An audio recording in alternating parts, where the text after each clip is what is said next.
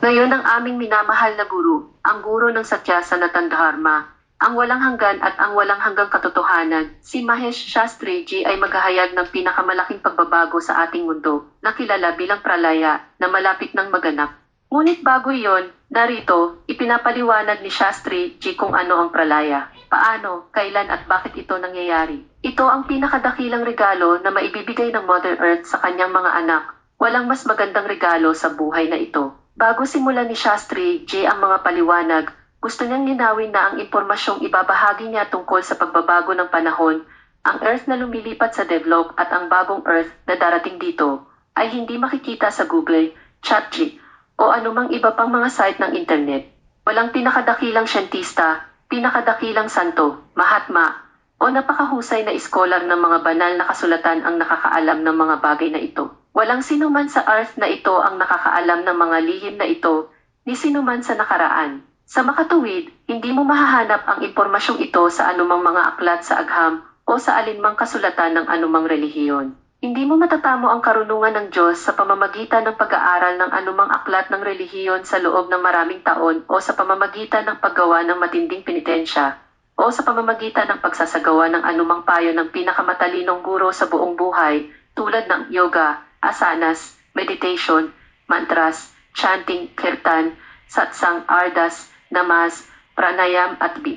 Dahil ang karunungan na ito ay hindi umiiral sa mundong ito. Ang katotohanan ay, sa sandaling ang tunay na walang hanggang kaalaman na ito ay naitatag sa Earth, naganap ang pralaya, at pagkatapos ay hindi na nananatili ang Earth sa orbit na ito. Ngayon ay maaaring nagtataka ka, kung mayroong napakaraming mataas na natutunang mga relihiyosong guro sa lahat ng mga relihiyon sa buong mundo, na kilala bilang matalino, na may mataas na bilang ng mga tagasunod, at kung walang sino man sa mga mangangaral na iyon ang nakakaalam ng mga lihim na ito, ni ito ay nabanggit sa alinmang relihiyosong kasulatan, mga aklat sa agham, o umiiral sa isipan ng sinumang santo, sinumang mahatma, siyentipiko at sinumang napag-aralan na iskolar, kung gayon saan.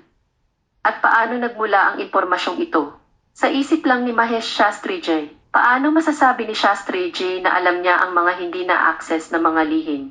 Ang sagot sa tanong na ito ay medyo simple at madaling maunawaan. Walang anuman kay Shastri Ji dito. Si Shastri Ji ay walang iba, kundi isang simpleng tao tulad mo at ako. Gayunpaman, si Shastri Ji ay nakikipag-ugnayan sa pinakakahangahangang kaluluwa ng sansinukob na ito. Kilala bilang Avatar, Christ, Bhagavan, Vishnu, Krishna at iba pa. Ang omniscient soul na iyon ay nasa katawan ng isang magandang babae. Siya ang pinakamakapangyarihan, philanthropic at banal na kaluluwa sa sansinukob na ito na may walang hanggang kaalaman. Alam niya ang lahat ng mga lihim ng sansinukob na ito at may mga sagot sa lahat ng tanong at pagdududa. Siya, sa madaling salita, alam ng kaluluwang iyon kung ano ang mangyayari kung sa ang solar system gayon din kung paano at kailan yon mangyayari at bilang kapalit, ang gusto lang niya ay gawin ng mga tao sa mundo ang tama sa tamang panahon para magkaroon sila ng magandang kinabukasan. Si Shastri Ji ay may malapit na kaugnayan sa kaluluwang iyon at naliwanagan niya si Shastri Ji sa lahat ng kaalamang ito upang pagdating ng panahon para sa ikabubuti ng mundo, si Shastri Ji ay nasa posisyon na ipaliwanag sa mga tao ang eksaktong nangyayari, susunod na mangyayari at kung ano ang dapat gawin sa panahong iyon. Ito ang dahilan kung bakit, sa nakalipas na 38 taon, patuloy na inialay ni Shastri Ji ang kanyang buhay upang subukang ipaliwanag ng malalim kung ano ang mabuti at kung ano ang masama at hinihikayat ang mga tao na sumunod sa landas ng mabuti. Kaya, hindi ito mensahe ni Shastri Ji, ngunit sa halip, ito ay mensahe mula sa kaluluwang iyon at mula sa inang lupa. Bukod dito, ang ilan sa mga pinakamagandang tanong na sasagutin ni Shastri Ji ay, isa, bakit may mga kakaibang pangyayaring nagaganap sa mundong ito ngayon? 2, ano ang iyong kinabukasan? 3, ano ang kinabukasan ng mundong ito? 4, paano nauugnay ang iyong karma sa iyong posisyon sa lupa? 5, nasaan ang iyong pag-iral noon at nasaan ang mundong ito noong panahong iyon? 6, nasaan ka 200 taon na ang nakararaan at nasaan ka pagkatapos ng 200 taon kasama nitong ating mundo? Ito, pagkatapos ng pralaya anong lupa ang darating dito at saan ka pupunta sa oras na yon? 8, pagkaraan ng 2,500,000 taon, aling lupa ang naririto at sino ang magiging mga tao sa lupang iyon? 9, ano ang dapat mong gawin sa panahong ito upang maging maganda ang iyong kinabukasan. Ngayon hayaan si Shastri G na malalim at ipaliwanag kung ano nga ba ang pralaya. Ang sagot dito ay napakasimple, ngunit nangangailangan ng isang bukas na pag-iisip na paniniwala, pag-usyoso at pagkauhaw sa kaalaman. Ang panahon ng panahon ng isang lupa na lumilipat patungo sa araw at pagdating ng isang bagong lupa sa lugar nito ay tinatawag na pralaya. Kapag natapos na ang oras ng isang lupa sa ikatlong orbit, doon na naganap ang pralaya, sa madaling salita, apokalipse, sa Earth na iyon. Sa nakalipas na maraming mga pralaya ang naganap sa orbit na ito at marami pa ang magaganap sa hinaharap. Bago ang daigdig na ito, maraming lupa ang bumisita sa orbit na ito at pagkatapos ng panahon nito, ang bawat daigdig ay lumipat sa deadlock. At habang nagpapatuloy ang pattern na ito ng universo, sa hinaharap, maraming lupa ang darating sa lugar na ito at patuloy na lilipat sa deadlock pagkatapos makumpleto ang kanilang oras. Sa kasamaang palad, hanggat ang ating daigdig ay nabubuhay sa bahay na ito ng mga relihiyon, ang mga isipan ng mga tao ay labis na nabihag ng mga mangmang na kasulatan ng mga nakalalasing na relihiyon. Dahil sa kamangmangan sa mga isipan, ang lahat ng uri ng mga trahedya na nakakapukaw ng kaluluwa ay paulit-ulit na nagaganap sa buong mundo. Ang mga trahedya tulad ng mga digmaan, mga dakilang digmaan, mga pag-aaway, mga alitan sa pagitan ng magkakapatid na ipinanganak mula sa iisang sinapupunan at maging sa pagitan ng mag-asawa, at iba pa. Ang hindi mabilang na mga kalamidad na nakikita mo sa mundong ito ay hindi nangyayari sa unang pagkakataon. Maraming nanilinlang sa mga aklat ng relihiyon, maraming manlilinlang na relihiyon, maraming eksperto at mapanlinlang na mga pinuno na nagpapahayag ng kanilang sarili bilang ang nakakaalam ng Diyos. Marami na kahit na nagpapahayag ng kanilang sarili bilang Diyos at dalubhasa sa pag-akit ng masa. Lahat ng mga pinunong ito ay palaging inilalayo ang publiko mula sa katotohanan ito ng Modern Earth sa pamamagitan ng paggamit ng relihiyon at espiritualidad bilang kasangkapan. Ang mga ganitong uri ng mga insidente ay nangyayari sa lahat ng mga lupa na dumating dito bago ang ating lupa. Nagaganap ang pralaya upang alisin ang kamangmangan na nilikha ng mga relihiyon. Sa hinaharap ng mga daigdig din, magkakaroon ng mga digmaan tulad ng Russia at Ukraine, mga genocide tulad ng panahon ng pagkahati ng India-Pakistan, ang trahedya sa pagdurog ng kaluluwa tulad ng New York World Trade Center, kasuklam-suklam na takot ng Mughals, Aurangzeb tulad ng mga marahas na hari na kakain lamang ng pagkain sa pamamagitan ng pagpatay. Hindu at pagkolekta ng kanilang 50 kilo ng araw-araw na sagradong sinulid, pati na rin ang mga taong tulad ni Adolf Hitler at iba pa. Sisimulan nila ang mga pagpatay ng lahi na nakakapukaw ng kaluluwa. Sa kasaysayan ng huling 2,000 taon, anuman ang mga pangyayari sa ating mundo, ang mga katulad na nakakatakot na pangyayari ay maulit sa mga darating na bagong lupa. Katulad din ng nangyari sa mga nakaraang lupa. Ang kasaysayan ng kakilakilabot na mga pangyayari na naganap sa lahat ng lupa ay paulit-ulit sa lupa kung saan tayo nakatira at patuloy na maulit din sa hinaharap ng mga lupa. Ang kaalamang ito ng pralaya ay ang pinakamagandang balita para sa buong mundo. Ang paglabas ng buwan sa sinapupunan ng lupa ang patunay nitong pralaya. Ang bagong buwan na ito ay patunay din ng pagdating ng pagkakatawang tao ng Diyos mula sa langit. Ang sansinukob na ito ay nagsasabi sa mga tao sa mundo na ang Diyos ay talagang umiiral, pumarito sa lupa, nag-aalis ng mga pagdurusa ng mabubuting tao at nag-aalis ng pasanin ng lupa. Ang kaganapang ito ng pralaya ay kilala rin sa maraming iba pang mga pangalan tulad ng katapusan ng panahon, katapusan ng mundo, kayamat, mahapralaya, apokalipse, pagbabago ng panahon at ang mga salitang ito ay matatagpuan sa karamihan ng mga relihiyosong kasulatan. Bagamat ang mga tao na nabuhay sa panahong iyon kung kailan ang karamihan sa mga banal na kasulatan ay isinulat, ay walang detalyadong kaalaman sa solar system ni hindi nila alam ang tungkol sa din o tungkol sa Diyos. Ngunit mayroon silang hindi natitinag na pananampalataya sa Diyos, sa langit, at impyerno. Naniniwala sila na ang kaluluwa ay totoo, ang muling pagsilang ay totoo, ang kaligtasan ay totoo, ang pralaya ay totoo. Gayon din na bago ang pralaya, ang Diyos ay pumarito sa lupa mula sa deadlock o langit, nag-aalis ng mga kalungkutan ng mabubuting tao at iba pa. Sa makatuwid, upang patunayan ang katotohanan kung ano ito, ang kaluluwa ng Diyos ay nagmula rito mula sa deadlock at nag-aalok ng siyentipikong ebidensya upang patunayan ang kababalaghan na totoo. Sa sandaling kumalat ang balitang ito sa buong mundo, doon na malalaman ng lahat ng mabubuting tao Kilala rin bilang mga mananampalataya na ang Diyos ay dumating o nalaman na ang Diyos ay nasa kanilang lupa sa lahat ng panahon. Natutunan nila ang lahat tungkol sa Diyos, devlog, impyerno, kaluluwa, muling pagsilang, kaligtasan, moksha pati na rin ang pralaya, at kung paano ginagawang bago ng Diyos ang lahat at magsisimula ang bagong panahon. Kasabay ng lahat ng paliwanag ay sinasabi rin ng Diyos na ngayon ay natapos na rin ang panahon ng kanilang lupa at sa lugar na ito ng mga relihiyon. Ang magandang balitang ito na may malinaw na paliwanag ay tinatawag ding pagtatatag ng Satya, Sanatan Dharma.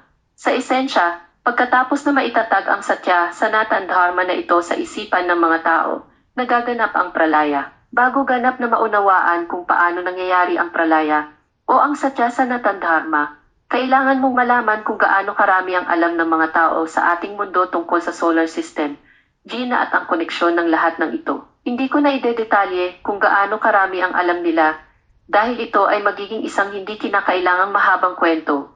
Ngunit sa madaling salita, maaari mong tingnan ang ilan sa mga larawan tulad nito. At pagkatapos na maunawaan ang mga ito, mas madaling maunawaan ang lugar ng langit at pralaya.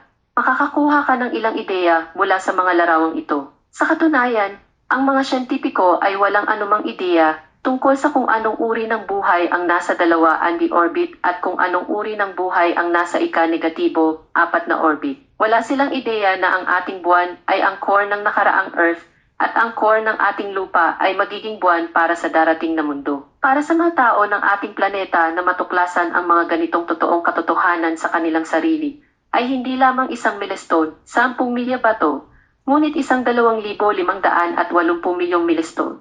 Para sa mga tao na matuklasan ang kaalamang ito ng pralaya ay kasunod ng isang imposibleng gawain. Kaya naman ang kaluluwa ng langit na ito na naninirahan sa katawan ng isang tao, na nagsiwalat ng sikretong ito, ay hindi maisip. Napakaswerte ko na nagkaroon ako ng malapit na koneksyon sa kanya. Natutuklasan ng mga tao sa bawat daigdig ang maraming bagay tungkol sa solar system sa loob ng kanilang panahon na 2,000 taon.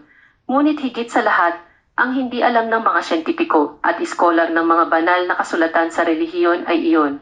Ang core ng mundo ay isang napakainit na buwan na gumagalaw sa tapat ng direksyon ng mundo. Dahil sa hindi nila alam ang pangunahing konseptong ito, hindi nila alam kung paano konektado dito ang hindi mabilang na mga lihim ng buong universo. Halimbawa, hindi nila alam na dahil sa pag-ikot ng core at ng lupa sa magkasalungat na direksyon, ang friction ang siyang bumubuo ng enerhiya ng buhay. 2, hindi nila lubos na nalalaman ang dahilan ng pagsibol ng mga buto, paglaki sa lahat ng nabubuhay na nilalang, spiral sa kalikasan, helical din, kuryente, bagyo, whirlpool, gravity, lindol, kapanganakan, kamatayan, muling pagsilang, ebolusyon at kaligtasan ay lahat dahil sa enerhiya na ito. 3, dahil sa alitan na ito sa pagitan ng lupa at ng core, ang metal na bato ay patuloy na nadudurog sa init at nagiging kumukulong lava. At kapag ang buwang ito ay lumabas sa sinapupunan ng lupa at tumira sa malamig na kalangitan, ang kumukulong lava ay nagyayelo sa ibabaw nito. Ang mga bula ng parehong kumukulong lava ay tumigas at nagiging tuyong mga bunganga. 4, ang mercury ay isa ring core ng isang nakaraang lupa. Pagkatapos ito ay naging buwan at kalaunan ay mercury. Iyon ang dahilan kung bakit may mga tuyong bunganga ng kumukulong mainit na lava dito. Sa katulad na paraan, naniniwala rin ang mga taong relihiyoso na si Brahma ang Supreme Soul. Ngunit ang hindi nila alam, ang kaluluwang iyon, ay isang napakalakas na mainit na buwan na nakaupo sa gitna ng Mother Earth na sa esensya, ay pinapanatili ang buong mundo gamit ang kanyang malakas na enerhiya. Bagaman, naniniwala sila sa ikalawang pagdating o avatar, ngunit hindi nila alam na ang kaluluwa ng avatar na iyon ay nasa ating lupa mula noong huling 77 taon. Naniniwala sila sa langit ngunit hindi nila alam na ito ang planeta sa pangalawang orbit. Hindi alam ng mga pinuno ng relihiyon at mga siyentipiko ang mga katotohanan tungkol sa Diyos at inang lupa na nagbibigay ng lahat kasama ang pagsilang, buhay at gumagawa ng pagkain para sa katawan. Gayunpaman, nakagawa sila ng isang mahusay na katanggap-tanggap na paraan ng pagsisinungaling upang patakbuhin ang kanilang mapanlinlang na negosyo.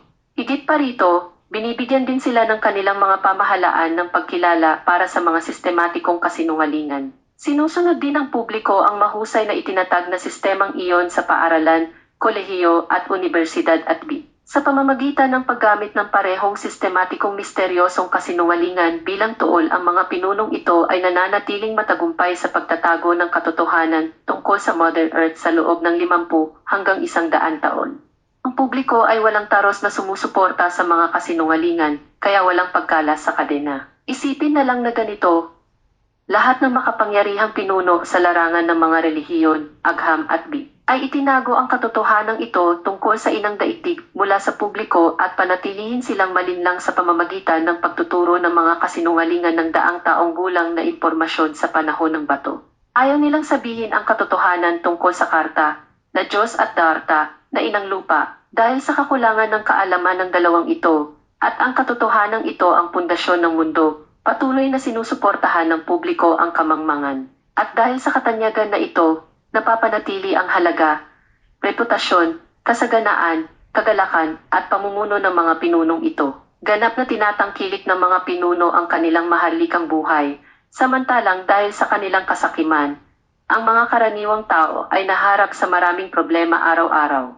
Nakalulungkot, ang kamangmangan ay napakalakas sa mundong ito. Maaaring mapunta ng mga tao sa mundong ito ang kanilang sasakyan sa Mars, ngunit hindi nila alam na ang Mars na ito ay malapit ng maging bagong Earth. Maaari nilang mapunta ang kanilang sasakyan sa buwan, ngunit hindi nila alam na ang buwang ito ay ang Energy Provider Core, sa madaling salita, na Diyos ng mundo bago tayo. Sa pamamagitan ng pagtutugma ng lupa ng buwan at lupa ng lava ng bulkan, makikita nila na pareho silang magkatulad, ngunit hindi nila masuri na ang buwan ang ubod na nababalot ng kumukulong mainit na lava sa sinapupunan ng nakaraang lupa. Maaari silang maglunsad ng isang istasyon ng kalawakan sa kalawakan, ngunit hindi nila napagtanto na napakalaking kasalanan ang umalis sa inang lupa at tumakas sa kalawakan. Kung tinanggap ng sinuman sa mga pinunong iyon ang kaalamang ito 50 taon na ang nakararaan, magiging masaya ang lahat dito ngayon. Ngunit sa pamamagitan ng pagliligaw sa publiko, nananatiling buo ang huwad na pamumuno ng maraming pinuno dito. Sa pamamagitan ng hindi pakikinig sa nakakaalam ng lahat ng guro at pagsunod sa mga mangmang, at sa pamamagitan ng pagsunod sa mga huwad na relihiyon at ignorante na mga aklat, ang mga tao sa mundo ay nananatiling masama ang pag-iisip. Ang mga masasamang isipan ay laging nananatiling tensyonado at hindi mapakali. Ang kasakiman, away, awayan, digmaan at hindi mabilang na kalamidad ay bunga ng masamang pag-iisip. Kaya naman, bago ang pralaya, sinisira ng inang lupa ang mga kasinungalingan ng mga walang alam na kasulatan at walang pinag-aralan na siyensya, na siyang ugat ng may sakit na pag-iisip ng tao, at pagkatapos ay pinupuno ang isipan ng mga tao ng katotohanan at sa gayon ay ginagawa silang malusog. Sa panahon ng pralaya, ang mga taong may masamang pag-iisip ay namamatay, ang mga taong may malusog na pag-iisip ay nabubuhay.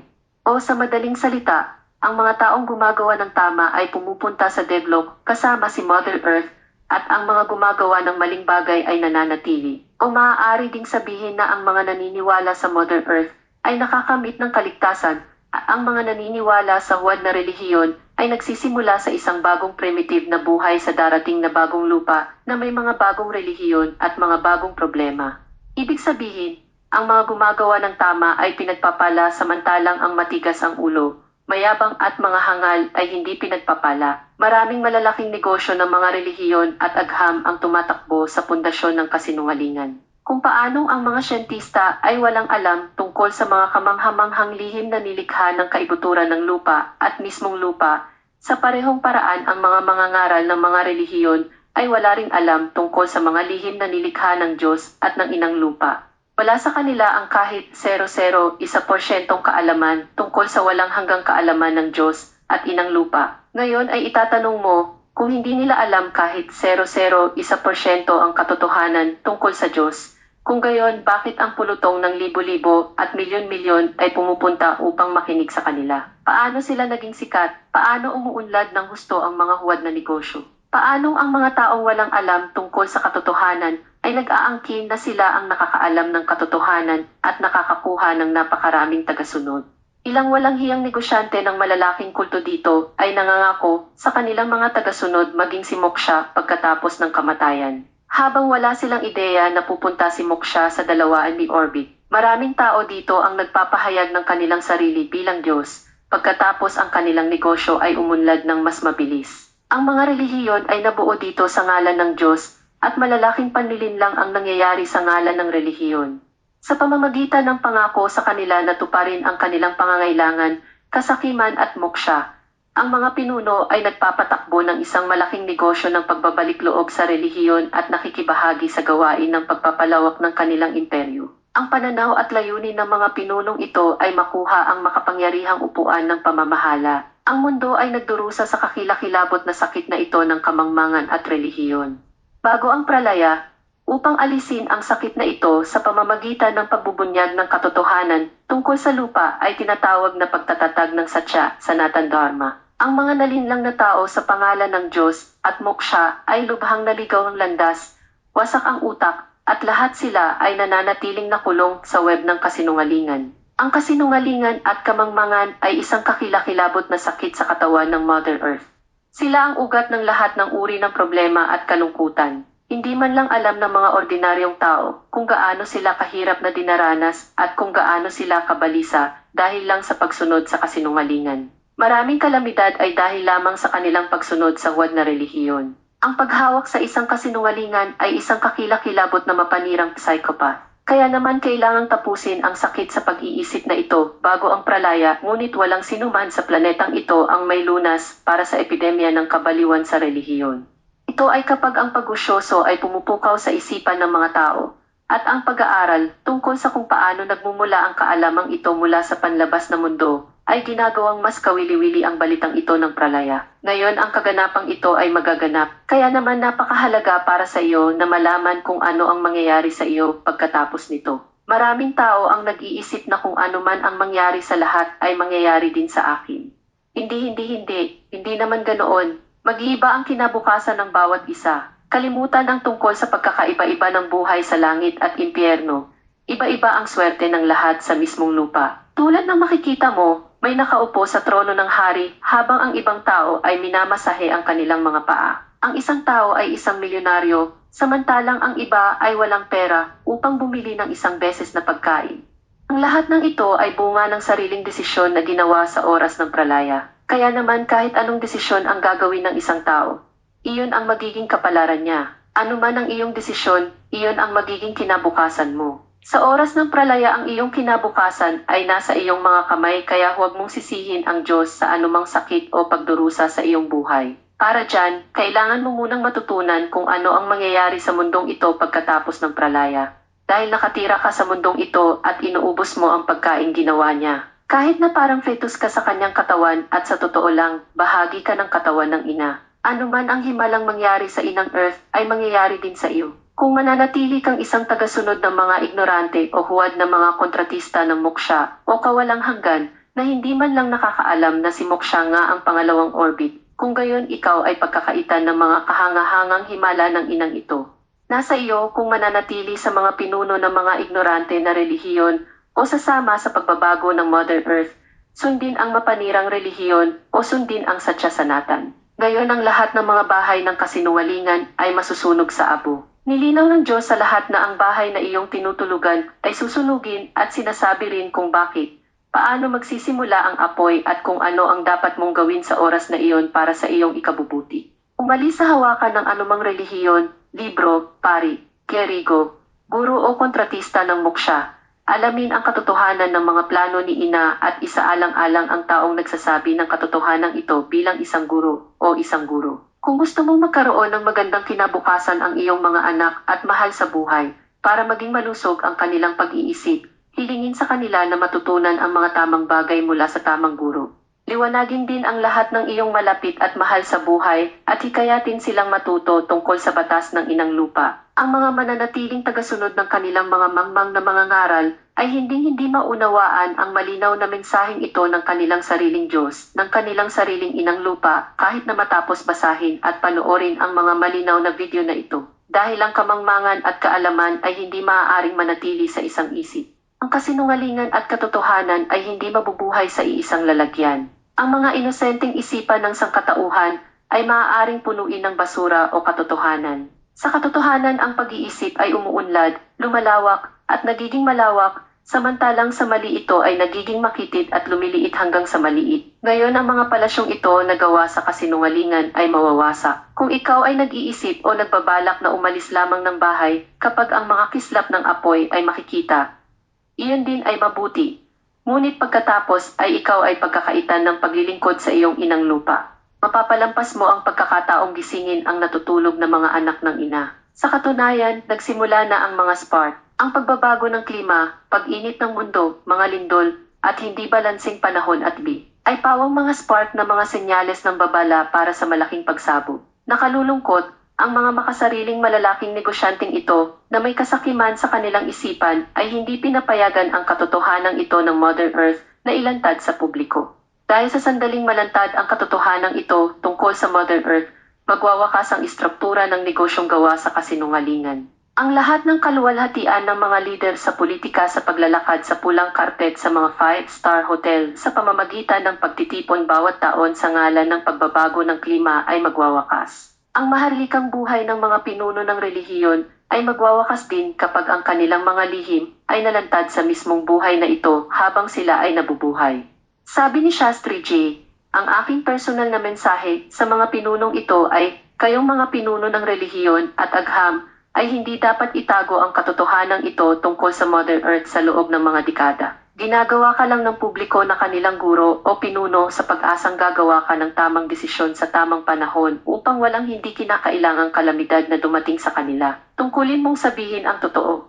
Sa halip na tuparin ang mga inaasahan ng publiko, nananatili kang nag-aalala sa pag-secure lamang ng iyong makapangyarihang mga trono. Hindi ko sinisisi ang publiko dahil nagtiwala sila sa iyo at iniligaw mo sila. Sa mundong ito kung saan ang lahat ng mga banal na kasulatan ay puno ng kalituhan, lahat ng mga mangangaral at mga gabay ay puno ng kasinungalingan, para sa isang karaniwang tao ay hindi madaling makita ang katotohanan.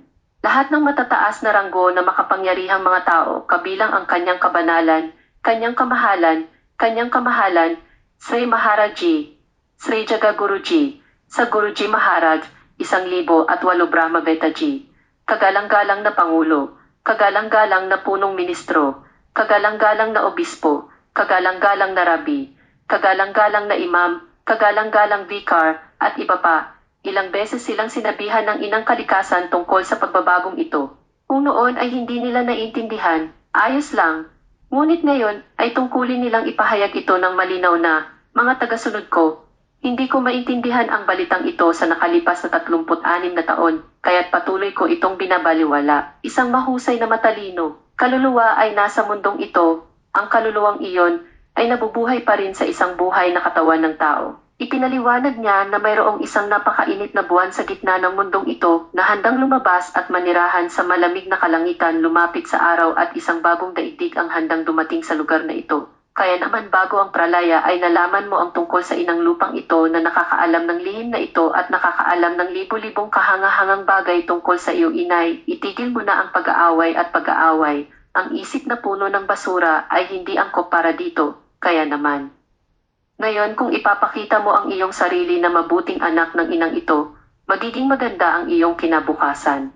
Ito ay tinatawag na pagkuha ng tamang desisyon sa tamang panahon. Bagaman, hanggang ngayon, napansin kong walang umaalis sa kanyang makapangyarihang trono. Gaano man karaming mga abiso ang ibigay mo sa apoy na masyadong malapit sa kanilang bahay, gaano karaming kaalaman ang iyong ibibigay, gaano karaming mga patunay ang iyong ibinibigay sa pagsisimula ng mga spark o kahit na ang apoy ay nagsimulang lumitaw sa bahay, ang mga pinunong ito ay hindi umaalis ang trono. Napakalakas ng pagkalasing sa trono ng mga pinunong ito, nalulunurin ang kanilang mga tagasunod at tagasuporta kasama nila. Ngunit ngayon, mayroon silang pagkakataon. Ang ganitong uri ng pagkakataon ay minsan lang dumarating sa isang panahon. Tanging mga matatalino at mabubuting tao lamang ang makakaintindi nito. Kung sasabihin nila ang katotohanan ito sa publiko, ang kanilang pangalan ay luluwalhatiin sa kasaysayan. Kung hindi, tiyak na sasabihin ni Mother Earth. At tandaan din na ang Mother Earth na ito ay milyon-milyong beses na mas makapangyarihan kaysa sa sinumang makapangyarihang pinuno. Magagawa ng inang ito na gibain ang isang United Nations tulad ng mga malalakas na gusali sa loob lamang ng 30 segundo. Nakita mo na ang lindol sa Turkey, tsunami sa Japan, lindol sa Haiti at Sichuan at iba pang hindi mabilang na patunay na walang pinunong kasing kapangyarihan nitong ina. Sa parehong paraan, itong Diyos na nasa gitna ng inang ito ay napakakapangyarihan din. Kaya naman buong kababaang loob kong hinihiling sa lahat ng mga pinuno na maging mapagpakumbaba, maging mabuti, gumawa ng magandang kasaysayan para sa ating bagong henerasyon ng darating na daigdig. Narinig natin na may katulad na nangyari sa nakaraang lupa bago ang pralaya. Ang pagtatapos ng umuunlad na negosyo ng mga huwad na relihiyon ay malinaw na naunawaan bago ang pralaya. Alam ng publiko na ang lahat ng mga pinunong iyon ay iniligaw sila ng ilang dekada sa pamamagitan ng pagsasabi ng mga kasinungalingan. Ang mga pinunong iyon ay walang kaugnayan sa Diyos. Ipokrito silang lahat. Sila ay mahusay magsalita at nagsasamantala sa mga inosenteng tao sa pamamagitan ng paghuhugas ng utak. Nililin lang sila upang makakuha ng kayamanan, karangalan, katanyagan at marangyang buhay. Dati, inaabuso nila ang mga tagasunod sa lahat ng paraan. Sa simula ang mga inosenteng tagasunod na iyon ay nag-aangkin sa kanilang sarili bilang mga tagasunod ng tamang relihiyon, tamang mga ngaral, tamang guro, tamang landas, tamang aklat ng relihiyon at tamang lugar ng relihiyon. Ngunit kapag ginawa nila, hindi ito naabot ang kanilang mga inaasahan at iba pang mga relihiyon. Nakita ito ng mga nagbabalik loob bilang isang pagkakataon na i-convert sila sa kanilang sariling relihiyon. Maraming mga organisasyon ng ibang mga relihiyon ang nakikibahagi sa gawain ng pagbabalik loob sa pamamagitan ng pangako sa kanila ng langit, moksha, at isang mas mabuti at walang problemang buhay. Para sa pagbabalik loob, sila ay dating manloloko, gumawa ng mga magic trick, magbigay ng masarap na pagkain, gumamit ng electric current na nagsasabi na ito ay isang malakas na hawakan ng Diyos, ginamit upang mangako ng 72 whore sa langit na may alkohol, opyo at kaligayahan. Sila ay nagko-convert gamit ang kapangyarihan ng anumang bagay kabilang ang pera at mga armas. At sa pamamagitan ng kapangyarihan ng mga tukso, sila ay nakikibahagi sa pag-agaw sa mga anak na babae ng ibang relihiyon at sa kanilang kayamanan. Ang kanilang intensyon ay mamuno sa mas maraming lupain. Alam nila ang kahinaan ng sakim na pag-iisip ng tao at ginamit nila upang kontrolin sila sa pamamagitan ng paghuli sa ugat ng kanilang kasakiman. Nagkaroon ng orgy ng mga relihiyon sa buong mundong iyon. Ang lahat ng mga pinuno ay may hindi mabilang na mga tagasunod at ang imperyo ng lahat ay lumalaki sa pamamagitan ng batas ng bangko ng boto. Ang lahat ng mga taong iyon ay pinanatili ang katotohanan ito ng kanilang inang daigdig na pinigilan sa loob ng mga dekada. Ngunit sa sandaling ang apoy ng pagbabago ng klima ay malinaw na nakikita sa kanilang lupain, nalaman ng lahat na ang mga apoy na iyon ay sinadya upang sirain ang mga mapagkunwari at mga pinunong dog. Dahil ang apoy ay umuusad ng napakabilis, kung gayon ang mga pinunong iyon ay nabigong supuin ang katotohanan ito. Pagkatapos ay nayanig ang mga trono ng mga kontratista ng lahat ng kanilang relihiyon. Nagkaroon ng commotion. Pagkatapos noon ay isang kakaibang pangyayari ang naganap doon na yumanig sa kaluluwa at natatakot akong pag-usapan pa iyon. Ang mga nakaunawa sa sakyasa na tandharma na ito ay hindi sila nagkaroon ng lakas ng loob na pag-usapan ang tungkol sa pangyayaring iyon na nakakapukaw ng kaluluwa. Ngunit sinasabing ang mga matatalinong tao ay naunawaan at nalaman na ang kapahamakan ng lahat ng mga kontratista at kasulatan ng relihiyon ay napatunayan. Sapagkat sa mga bahay kung saan ang mga tagasunod na iyon ay mapayapang gumagawa ng pagninilay, pag-awit, yoga, sadhana, namas at pagdarasal ayon sa tinatawag na sinaunang pamamaraan sa maling akala na sa paggawa ng lahat ng iyon ay ligtas ang kanilang bahay at pagkatapos ng kamatayan ay makakamit nila ang langit. Ngunit nang malinaw na nakikita ang mga kislap at apoy sa mga bahay na iyon, sa halip na pagninilay-nilay at panalangin, nagkaroon ng kakilakilabot na kaguluhan.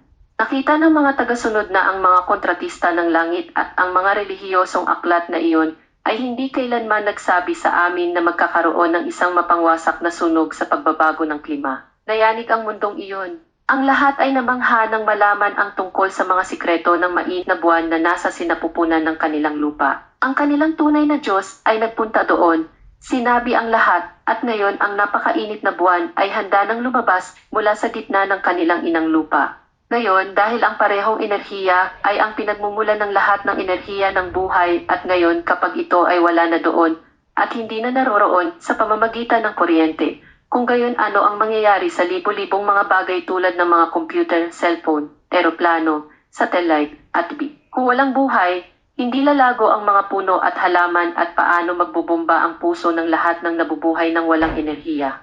At nang sa wakas ay naunawaan ng mga siyentipiko na ang umiikot na enerhiya na nagmumula sa mainit na buwan mismo ay hinila ang dina ng ating mga katawan at ikinabit ang mga ito sa katawan ng gumagalaw na inang lupa. Ngunit nagtaka sila, ngayong wala na ang magnet ball na ito, kung gayon ang ating itatapon ang mga katawan sa kalawakan. Ang mga siyentipiko ay natigilan din ng mapagtanto ang hindi maisip na pinakadakilang siyensya ng Diyos. Nagulat ang buong mundo nang marinig ang balitang ito. Nagtaka sila, ano ang gagawin natin ngayon? Ang pagkakataong tao ng Diyos o ang Kristo na naroon mula sa deadlock ay namatay. Dahil siya ay higit sa 78 taong gulang at labis na malungkot sa lupang iyon dahil sa nakakagulat na pag-ugali ng mga tao. Kaya naman gusto niyang pumunta sa kanyang tahanan na si Deadlock. Ngunit ang maganda ay kahit na pagkatapos ng 78 taon ng kahihiyan at tulad ng pagpapahirap sa bilangguan, sinabi niya ang katotohanan ito sa ilang taong tulad ko. Pinaliwanag niya na kapag ang mainit na buwan mula sa gitna ng mundo ay lumabas at lumabas sa malamig na kalangitan, walang kuryente sa mundo, magkakaroon ng malalaking lindol at maraming natural na kaguluhan sa paligid. Nagbabala siya na dapat malaman ng mga tao kung ano ang gagawin sa oras na iyon. Naunawaan ng lahat ng matatalinong tao na anumang sinabi ng babaeng nagmula roon mula sa kabilang mundo na tinatawag na langit, lahat iyon ay 100% totoo. At kaya habang pinapanood ang mga spark na nagiging apoy, nagpasya ang ilang mabubuting tao na gumawa ng ilang mabuting gawain sa gitna ng lahat ng kaguluhan. Nagpasya silang sunugin ang mga aklat na iyon at lumaya mula sa mga pinuno ng ignorante na lumilihis na mga relihiyon. Lahat ng ito ay nagpanatiling naligaw sa kanila sa loob ng mga dekada. At dahil dito ay labis na nagdusa ang publiko. Gusto na nilang tapusin ang mga ito bago umalis sa mundo.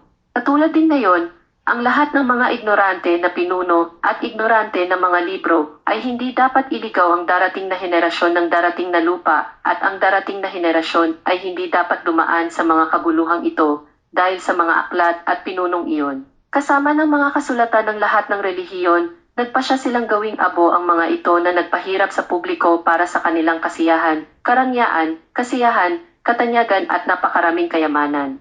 Iniligaw nila ang mga tao sa loob ng kalahating siglo, dahil ang mabubuting tao ay nais na gawin ang mabuting gawa sa loob ng maikling panahon na iyon upang ang lahat ng kasamaan ay magwakas bago mamatay ang katawan na ito. Ang lahat ng kasamaan ay dapat naganap na maging abo. Nakita ng lahat ng mga tagasunod na iyon ang mga banal na kasulatan ng lahat ng relihiyon at lahat ng ignorante na mga pinunong tog na tinupok ng apoy na iyon bago ang dakilang kaganapan.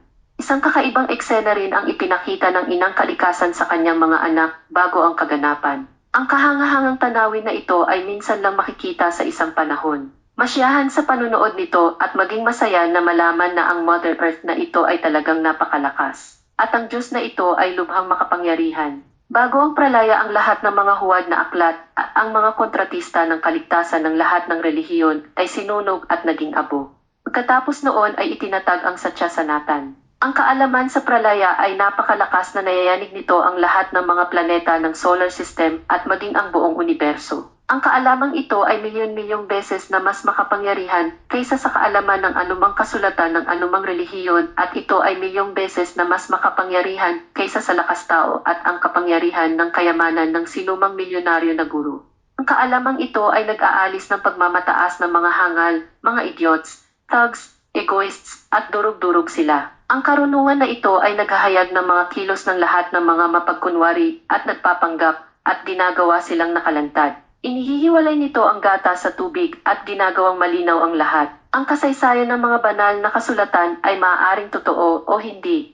Ngunit ang kaalamang ito ay nagpapakita sa buhay na tao sa kanilang mga mata na ang Diyos ay talagang umiiral. Minsan lang din dumarating ang eksenang ito sa isang ikot ng panahon. Kung ikaw ay buhay sa oras na ito at nasasaksihan ito, iyon ay pinapanood ang eksenang ito, pagkatapos ay isaalang-alang ang iyong sarili na pinagpala. Ang makapangyarihang kaalaman na ito ay nagwawasak sa kamangmangan at mga mapagkunwari bago ang pralaya. Ito ay isang kapanapanabik na sandali sa bawat isa sa mga planeta. Sa pralaya na ito, ang lahat ng nabubuhay na nilalang sa planetang lupa ay namamatay pansamantala. Walang isang buhay na nilalang ang maaaring mabuhay kahit sa dagat, o sa hangin, o sa lupa. dahil walang lalaking makakapunta sa deadlock na may ganitong katawan. Ang katawan na ito ay hindi ginawa upang mabuhay sa loob ng dagat o mabuhay sa loob ng yelo. Ang katawan na ito ay hindi ginawa upang mabuhay sa Mars o sa Venus. Ang kasalukuyang katawan natin ay ginawa lamang upang mabuhay sa temperatura at densidad ng ibabaw ng mundong ito. Ngunit ngayon na ang mundong ito ay patungo sa araw, kung gayon ang lahat ng mga katawan na nabubuhay ay kailangang mamatay.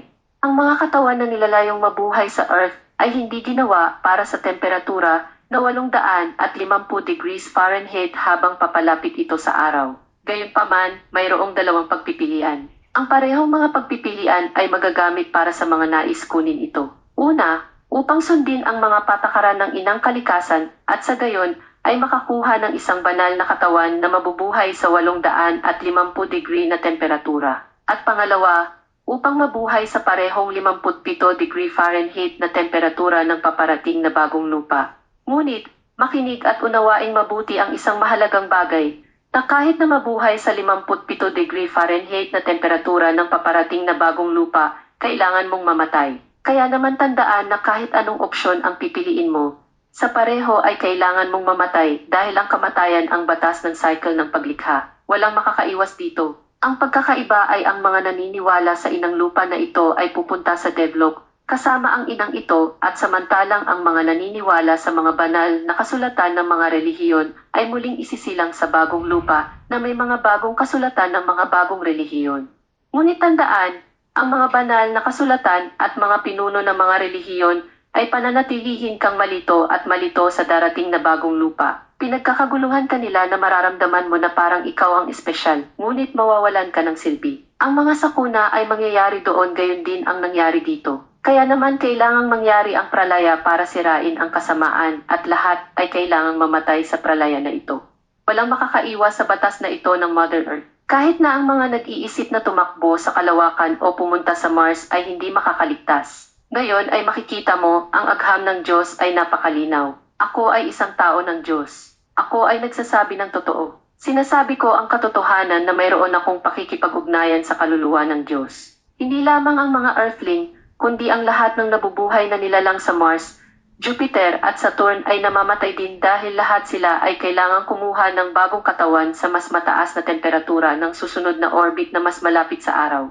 Bukod dito, ang mga nilalang ng ibang mga planeta ay namamatay din dahil ang batas ng pagbabagong ito ay naaangkop sa lahat ng tao sa universo. Ngunit masayang tinanggap ng mga taga-deadlock ang batas na ito ng kanilang ina. Mahal na mahal nila ang kanilang ina at sinusunod nila ang kanyang batas. Hindi mo makikita ang magandang tanawin na ito ng mga planeta na patungo sa araw dahil kailangan mong lahat ay mahimbing na natutulog.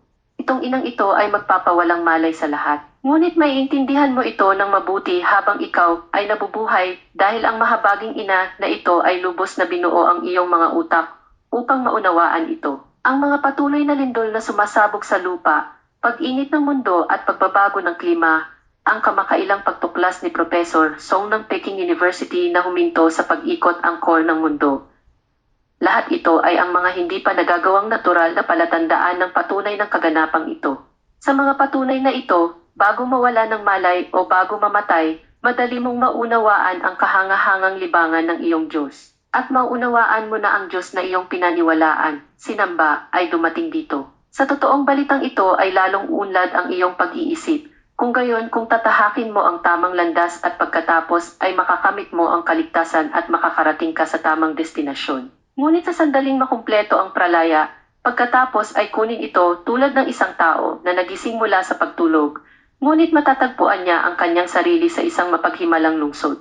Ang istruktura ng lungsod na iyon ay iba, ang mga kulay ay iba at ang isip ng mga tao ay ganap na naiiba. Ang kaluluwa ng langit na kausap ko ay nagsabi sa akin ng napakaraming kamanghamanghang bagay tungkol sa lungsod na iyon kabilang ang perpektong pag-ibig, perpektong karunungan, perpektong agham, at ang perpekto at banal na katawan ng lahat ng kaluluwa. Ang mga kasamaan na umiiral dito ay hindi umiiral doon at ang mga magagandang bagay na umiiral doon ay hindi umiiral dito.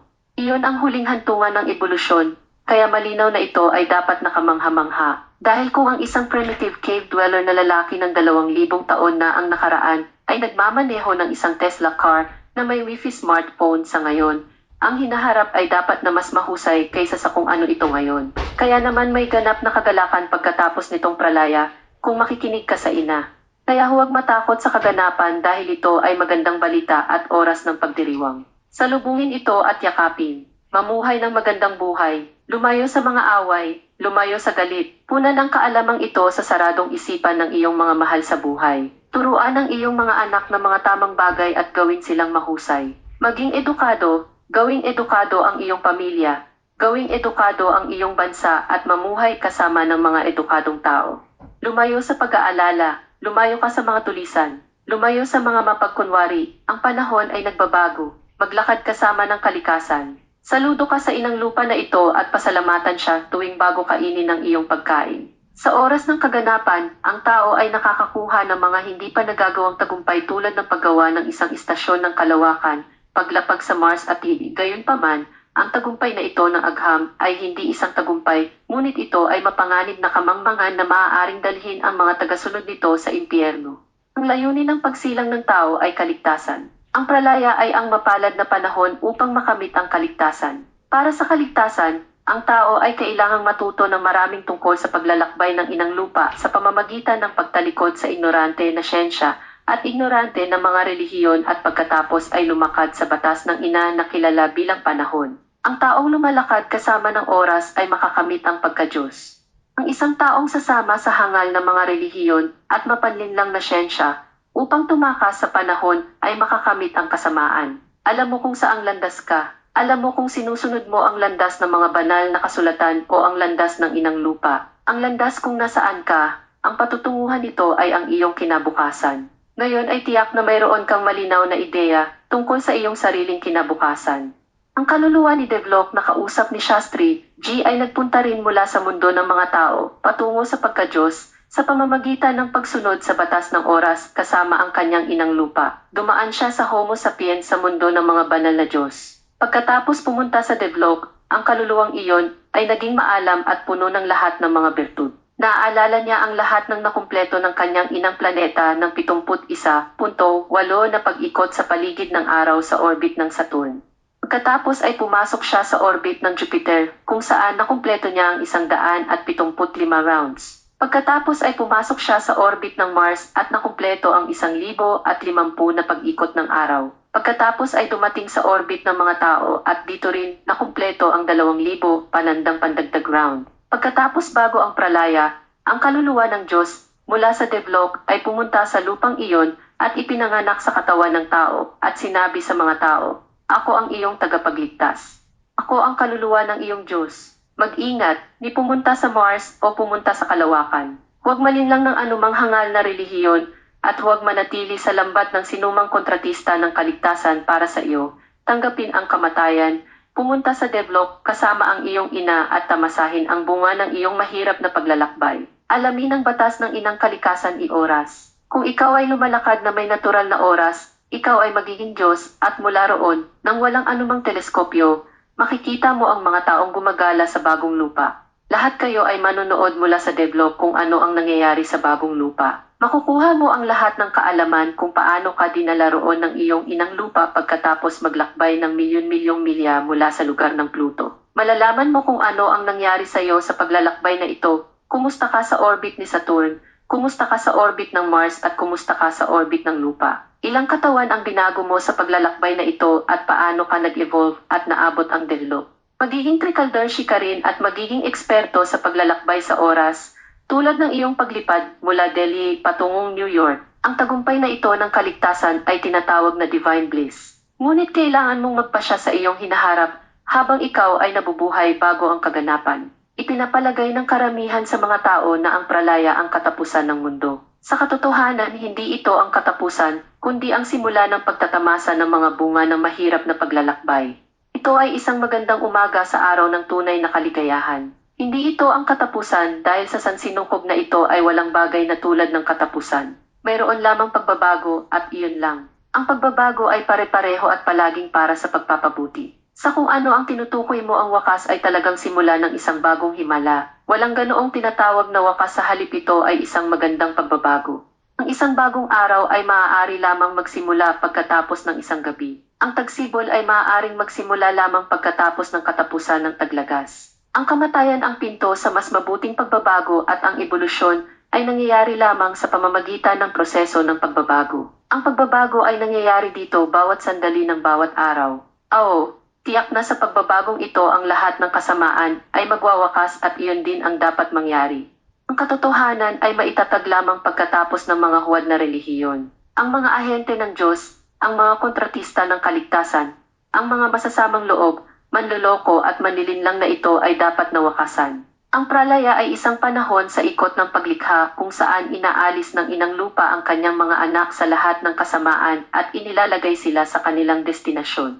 Tinatawag ng ilang tao ang patutunguhan na ito na moksha, habang ang iba ay kilala ito sa mga pangalan tulad ng Vaikunth, Devlok, kalayaan mula sa pagkaalipin ng kapanganakan at kamatayan, langit, janat at tinatawag din itong Sayudya Mukti, Sanidhya Mukti, kalayaan mula sa kalungkutan o kalayaan mula sa pagsilang, at kamatayan. Mukti, moksha at bi ay kabilang sa napakaraming pangalan na may parehong kahulugan. Upang makamit ito, kailangang pag-aralan ang tunay na kaalamang ito tungkol sa kanilang sariling inang lupa. At upang makapasa sa pagsubok ng katotohanan ay kailangang dumaan sa isang espesyal na batas ng kalikasan.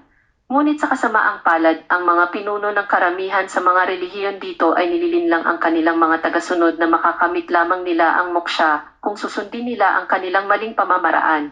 Kung hindi ay hindi. Ito ang pinakamalaking kabaliwan dito sa mundo. At inilantad ni Mother Earth ang kabaliwan na ito. Pagkatapos nito, binibigyan niya ang lahat ng pagkakataon na magpasya ng kanilang sariling kinabukasan. Kaya naman ang kaalamang ito tungkol sa pralaya ay nagpapatunay kung ang kaligtasan o hindi ay nasa sariling mga kamay ng bawat tao. Walang tinatago dito. Malinaw ang lahat dito. Diyos, pagkakatawang tao, kaluluwa, devlok, mundo ng tao, langit, impyerno, kaligtasan at bi. Lahat ng mga konseptong ito ay totoo. Walang imaginary. Ito ay isang magandang agham ng Diyos na lumilitaw sa ilang sandali bago ang kaganapan. Ngunit kailangan mong magdesisyon sa iyong hinaharap. Sa halip na pralaya, tinatawag ko itong pagbabago o pagbabago. Gayunpaman, karamihan sa mga tao ay hindi naunawaan ang pagbabago o pagbabago kaya naman kilala nila ito sa pangalang pralaya o apocalypse. Sa tuwing sasabihin kong malapit na ang pralaya, ang unang tanong ng karamihan ay kailan. Kung talagang mangyayari ang pralaya ay kailan ito mangyayari? Ang sagot ay simple, ang sagot ay kung kailan darating si Ramraja sa lupa. Kapag ang mga tao sa lupa ay magsasaya at magsasayaw sa tuwa, ang mga tao ay maaaring magalak lamang kapag ginawa nila ang tama. Gagawin lamang nila ang tama kapag mayroon silang tamang kaalaman. Maaari lamang silang magkaroon ng tamang kaalaman kung makikinig sila sa tamang guru. Upang magkaroon ng tamang guru, kailangan nilang iwanan ang isang mangmang na guru. Ang tunay na Sanatana Dharma ay hindi maitatag sa kanilang isipan nang hindi nag-iiwan ng isang mangmang na filosofiya. Kailangan tanggapin ng mga tao ang kanilang ina para sa pagtatatag ng Satya, Sanatana Dharma sa kanilang isipan. Kailangan nilang tanggapin ang tunay na ama. Nangangahulugan iyon na kailangan nilang malaman ang tungkol sa paglalakbay ng Mother Earth at kasama ang kaluwalhatian ng isang makapangyarihang ama. Pagkatapos matuto, dapat nilang maunawaan na ang kanilang Diyos. Shiva man ang tawag nila sa kanya o tawagin siyang Durga, Lakshmi, Allah, Krishna, Mother Mary, Vishnu o anumang pangalan, na parito siya sa mundong ito. Ang kanilang pagsamba, panalangin, pananampalataya, paniniwala at bi ay napatunayang totoo. Ang paniniwala ay na ang Diyos ay dumating sa mundong ito at ginawa niya. Umalis siya pagkatapos sabihin ang lahat na ang mundong ito ay isang himala ng parehong makapangyarihang kaluluwa. Ang mga taong nagnanais ng kanilang sariling kapakanan ay dapat malaman na ngayon ay may kaunting oras na natitira upang maging isang mabuting tao sa pamamagitan ng pagtigil sa away at kalokohan. Sa sandaling dumating si Ramraja, malalaman ng lahat ang tungkol sa Diyos. Sa sandaling dumating ang sangkatauhan sa mundo sa maikling panahon, pagkatapos ay magaganap kaagad ang kaganapan. Sa ngayon, hindi pa dumarating ang Ramraja. Hanggang ngayon ay mapanlinlang na kasamaan lamang ang kumokontrol sa sistema ng pamamahala sa mundong ito. Hanggang ngayon ay hindi pa dumarating ang magagandang araw ng mga tao. Dahil hanggang ngayon ay hindi pa alam ng mga tao ang realidad ng inang lupa. Bakit hindi nila alam? Yan din ang isasagot ko. Ngayon, para masagot ito, kailangan kong sundin ang mahigpit na patakaran ni Ram na nagsasaad ng Baibinhoy na Preti. Bagamat binibigyan ko ng malaking kahalagahan ang pagpapakumbaba at itinuturing ko ang pagpapakumbaba bilang aking palamuti, gayunpaman, ang 36 na taon ng pagpapakumbaba ay hindi nagbunga ng anumang resulta dahil ipinapalagay ko na iniisip ng mga tao na marahil ang taong ito ay mali o walang buong tiwala sa kanyang mga turo. Ngayon ako mismo ay nakarinig ng napakaraming papuri mula sa mga tao kung gaano kahusay ang guro ng kanilang kulto at kung gaano sila kahusay. Ngayon hayaan mo rin akong magsalita ng malinaw. May mga problema sa mundo dahil walang responsableng tao dito ang tumutupad sa kanyang tungkulin at responsibilidad. Ang lahat ng mga taong ito sa matataas na posisyon ay napakamakasarili at sinasabing, maaaring maging impyerno ang mundo. Sino ang nagmamalasakit? Gusto ko ng pera. Ang mga taong ito ay tumataba sa pamamagitan ng pagkonsumo ng pagkain na ibinigay ng kanilang ina, ngunit nananatiling hindi nagpapasalamat sa kanya, bawat sandali ng bawat araw. Ang mga taong ito ay naging napakamakasarili at walang hiya. Maging ito man ay isang guru o dharmacharya, pope, pastor, Maulvi, imam, lama, rabbi, leader, politician, rich businessman, presidente, prime minister, research professor, o mga pinuno ng UNS, tas climate change, cinema world, business mundo o mundo ng media. Lahat sila ay naging walang utang na loob sa kanilang ina. Nababahala lamang sila tungkol sa pagpapanatili ng kagalakan ng kanilang makapangyarihang trono sa kanilang splos na seguridad, mamahaling sasakyan, magagarang bahay, katulong, tagasunod, malaking katanyagan at walang katapusang karangyaan. Sila ay walang katapusang tinatamasa ang buhay. Pera lang ang nakikita nila. Ang aking trabaho ay sabihin sa kanila na ang ganitong kaganapan ay magaganap sa malapit na hinaharap. Ang iba ay tungkulin nilang pangalagaan ang kanilang mga tao sa pamamagitan ng katotohanan ito. Wala na akong ibang magagawa. Ang tanging magagawa ko lang ay ipasa ang mensahe ng Mother Earth. Hindi ako presidente o punong ministro ng isang bansa. Kung hindi, ipinagbawal ko ang lahat ng mga huwad na aklat ng lahat ng relihiyon sa aking bansa. Sa halip ay itinuro ko ang lahat ng dapat malaman tungkol sa pagpaplano ng Earth.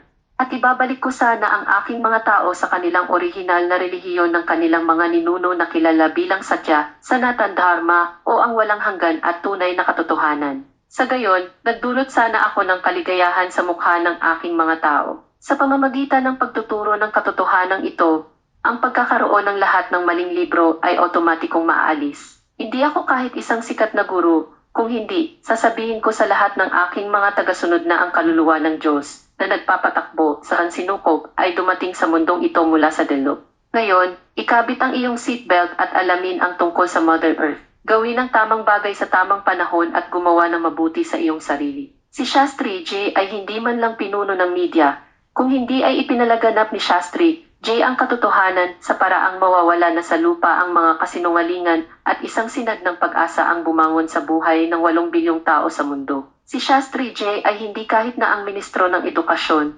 Kung hindi, ang tunay na edukasyon ay pupunuin ang mga estudyante ng katotohanan at ang pagkakaroon ng maling kurikulum ay natapos na at ang mga mag-aaral ay naging disenteng tao.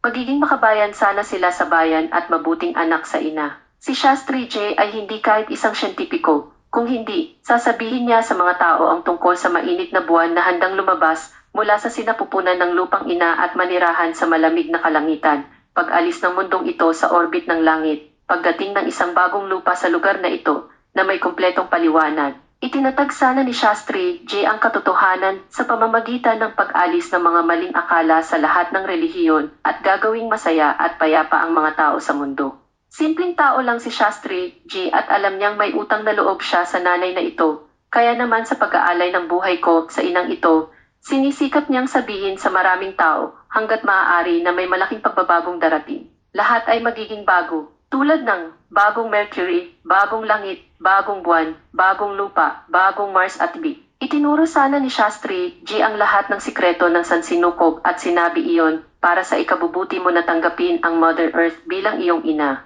Ibinigay niya sa iyo ang katawan na ito at kung pakikinggan mo ang inang ito, magiging maayos ang lahat sa iyo. Nagbigay ng mga sagot si Shastri J sa libo-libong tanong mula sa pinagmula ng solar system hanggang sa malaking pagbabago. Narito ang aking mga tanong, ano ang layunin ng lahat ng malalaki na ito?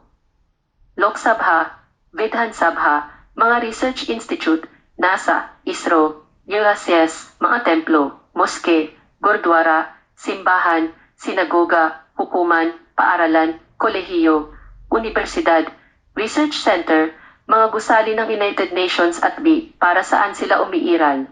Maaari kang pumunta sa paghahanap sa Google at makita kung gaano karaming mga tao ang nagtatrabaho doon at kung gaano karaming pera ang ginagastos sa kanila taon-taon. Lahat ba sila ay ginawa upang tumayo laban sa Mother Earth? Ang lahat ba ng ito ay ginawa upang suportahan ang katangahan at kamangmangan? Wala bang nag-aalala sa kanila kung ano ang mangyayari sa susunod na 10 taon at kung anong mga paghahanda ang dapat gawin para doon? Dapat bang manatiling walang alam ang 8 bilyong tao sa mundo tungkol sa kanilang ina habang kumakain ng pagkain ginawa niya? Tama bang itago ang Diyos na sinasamba ng mga tao sa lahat ng relihiyon? Hindi ba dapat malantad ang kawalang katarungang ginawa sa Diyos? Hindi ba dapat malantad ang mga gumagawa ng kawalang katarungang ginawa sa Mother Earth? Ano ang dahilan ng pagiging ingrato ng nanay na ito matapos ubusin ang pagkain binigay nito? Sino ang may pananagutan sa mga kalupitan na ginawa ng mga anak sa ina? Hindi ba dapat matapos na ang lahat? Narinig na namin ang salitang na makharam, ang isa na nananatiling hindi nagpapasalamat sa kanyang sariling tagapagkaloob. Ngunit ang mga taong ito na puno ng katiwalian ay naging pagkain haram, damit haram, bahay haram at maging ang kanilang katawan haram sa isa, na siyang nagbigay ng lahat ng mga bagay na ito at marami pang iba. Ang kamangmangan, kasinungalingan, kawalang katarungan ay dapat wasakin kasama ng katapusan ng mga taong ito na nagtaksil sa kanilang sariling ina. Kailangang dumating ang pagbabago. Kailangang magkaroon ang paglipol sa mga aklat ng kasamaan at mga taong gumagamit ng mga aklat na iyon bilang kasangkapan para sa kanilang mahalikang pamumuhay. Kailangang may wakas sa matinding kasakiman at tiyak na mangyayari ito. At ito ay mangyayari sa lalong madaling panahon. Kung hindi ka naniniwala, hilingin sa iyong mga siyentipiko na siya sa atin ito ng maigi at sabihin kung hindi ito totoo. Kung ang sinumang siyentipiko sa kanila ay matalino at tapat, sasabihin nila na walang iba, kundi ang Diyos lamang ang makapaghahayag ng lahat ng totoong katotohanan ito. Sa pamamagitan ng paraan, hindi na kailangang magtanong kahit na ang sinumang siyentipiko, sinumang matalino at malinaw na pag-iisip na tao ay madaling maunawaan ito. Madaling maintindihan mo rin na malapit na ang pralaya. Gumawa ng sarili mong swerte. Piliin ang iyong landas ngayon. Kung gusto mong gumawa ng mabuti para sa iyong ina, ito na ang pagkakataon. Ilang beses nang ginawa ni Shastri J ang kanyang mapagpakumbabang kahilingan sa United Nations at mga kilalang pinuno ng maraming bansa at relihiyon. Bagamat hindi sila tumugon, patuloy na sasabihin sa kanila ni Shastri J ang tungkol sa impormasyong ito para sa kapakanan ng kanilang mga tao at ng mga tao sa mundo na ang kanilang Diyos ay dumating sa mundong ito at ngayon ay magaganap na ang kaganapan. Ngunit ang maliliit na pag-iisip ng mga tao sa mundo na puno ng kalikuan ay hindi nakakaunawa na ito ang mensahe ng kanilang sariling Diyos. Ito ang mensahe ng kanilang sariling Jesus sa mga Kristiyano, ang mensahe ng kanilang sariling Krishna sa mga Hindu at Ang sinumang naniniwala sa alinmang Diyos, ito ang mensahe ng mismong Diyos sa kanila. Iisa ang lupang ito, iisa ang kaluluwa ng Diyos, kaya iisa rin ang relihiyon. Ito ay tinatawag na Satya Sanatan Dharma dahil ito ay totoo pati na rin ang walang hanggan at panghuli. Matapos ang pagtatatag nito sa lupa, isang ganap na pagbabago ang nagaganap. Ito ay hindi itinatag ni Shastri Jai, itinatag kundi ng iyong sariling Diyos. Si Shastri Jai ay isang simpleng tao tulad mo. Si Shastri J ay wala at hindi ito ang mensahe ni Shastri J. Totoo na ipinasa ito sa iyo ng iyong Diyos sa pamamagitan ni Shastri J. Kung tutuusin, kailangan gawing medium ang isang tao. Si Shastri J ay hindi isang santo na ermitanyo sa kuweba o isang milyonaryong guru tulad ng Papa. Hindi mo kailangang bigyan ng anumang kahalagahan si Shastri, ngunit sa halip ay unawain ang mensahe ng iyong Diyos. Ito ang tunay na mensahe mula sa iyong tunay na Diyos. Ito ang pinakamagandang regalo ng iyong Diyos sa iyo. Sa pabago-bagong mundong ito, wala nang mas magandang regalo kaysa dito. Tanggapin ang regalo ng iyong Diyos at gawing matagumpay ang iyong buhay.